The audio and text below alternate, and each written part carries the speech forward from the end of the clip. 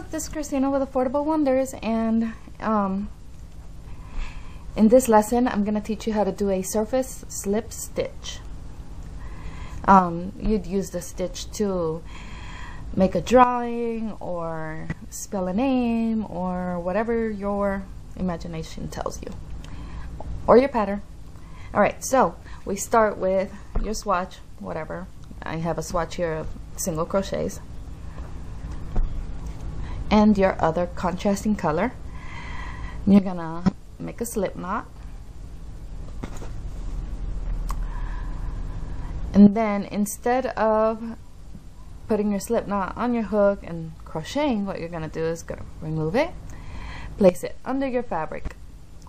You're gonna insert your hook from the right side, pick up the loop on the wrong side, pull it through to the top of your fabric, and again insert your hook in your next location, yarn over through the back, pull it through to the front and through your stitch that you have on your hook. So it's just like a regular slip stitch. The only difference is you're working from the front and the back of your fabric. Yarn over, pull it through, and just keep going in whatever design you'd like. Or what your pattern tells you to do, of course. Pull it through. Oop. Insert, yarn over, pull it through and through.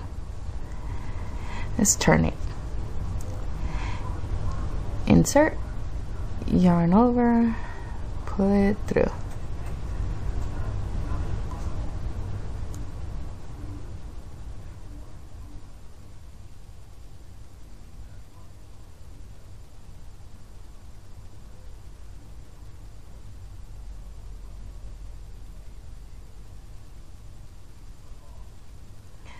You can get fancy if you want, and add other stitches or chains, or just let your imagination go wild here. The sky's the limit. It's almost like embroidery. Haha. Or not. I hope you can see how much potential this stitch has.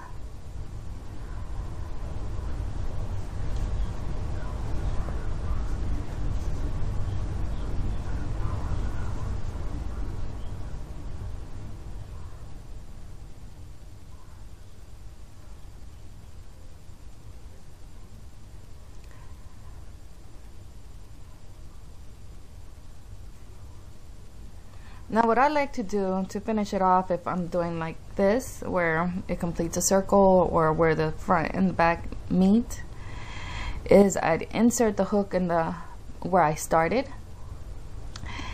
This time I'm gonna yarn over, but I'm gonna yarn over with the tail of the beginning, the first one, the slip knot, and pull that one all the way through,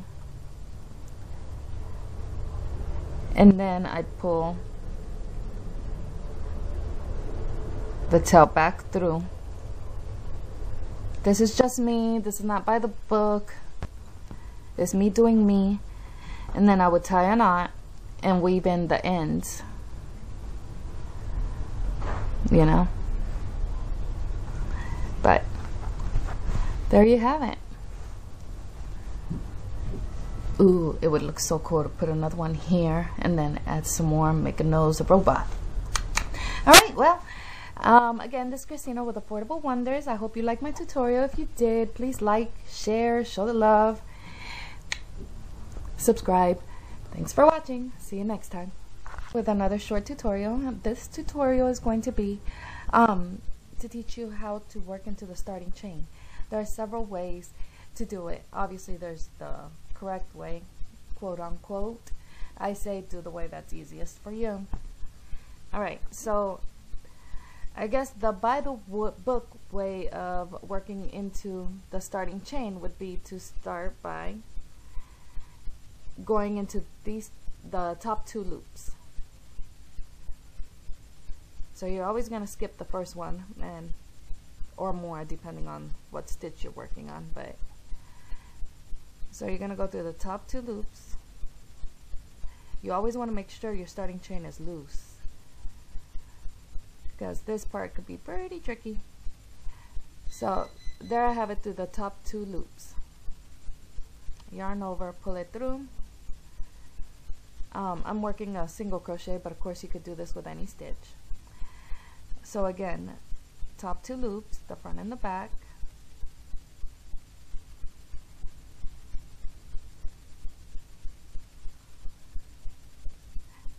Working into the starting chain is never fun, doesn't matter how experienced you are. One more time, top 2 loops.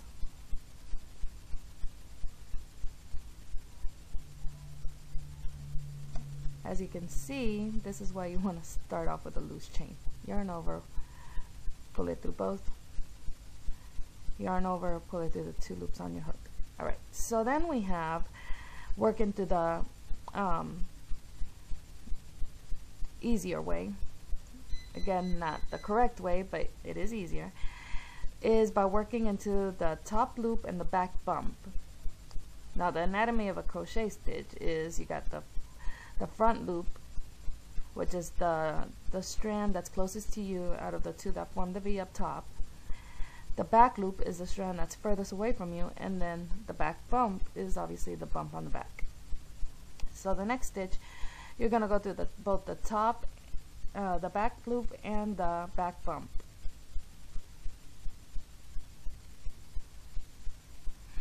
This is much easier than the correct way, but obviously it's not the correct way, but this is actually the way I was doing it for a long time before I realized how to correctly do it.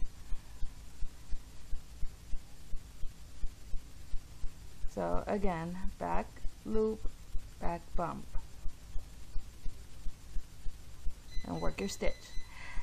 Then there is a even lazier way of doing it. Hey, I'm not knocking it. Heck, I do it myself.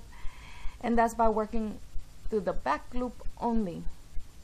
Actually, some stitches require you to do just that. Or should I say some patterns. So going only through the back loop. See how much easier it gets? Oops,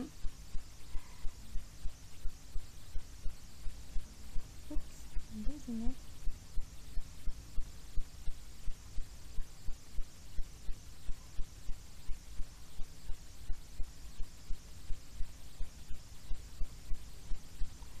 Alright, and now the last way I want to teach you is my favorite way, which I ran out of stitches, so I'm going to pull that one off.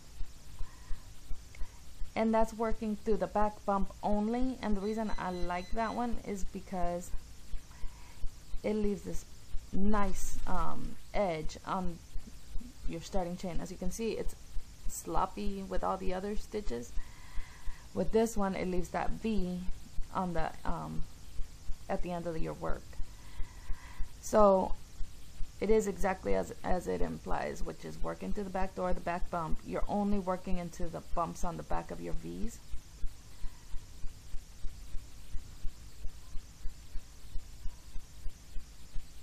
Yes, you gotta fiddle with it sometimes. So as usual, you would work whatever stitch your pattern calls for, in this case single crochet, back bump,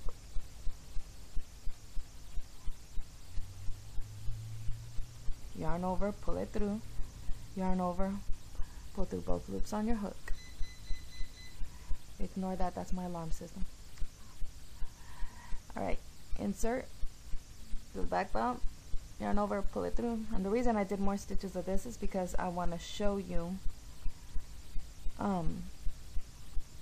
what it's going to look like on both ends and why I love this way. Anything that cuts down on my finishing, I'm all for it. Alright.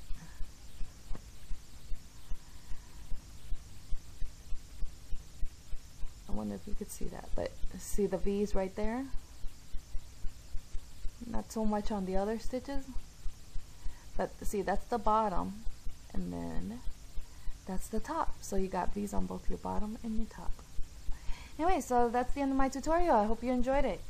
If you enjoyed, please comment, share, subscribe, follow, show the love. My heart's not going to show up. There it is. Have a great day.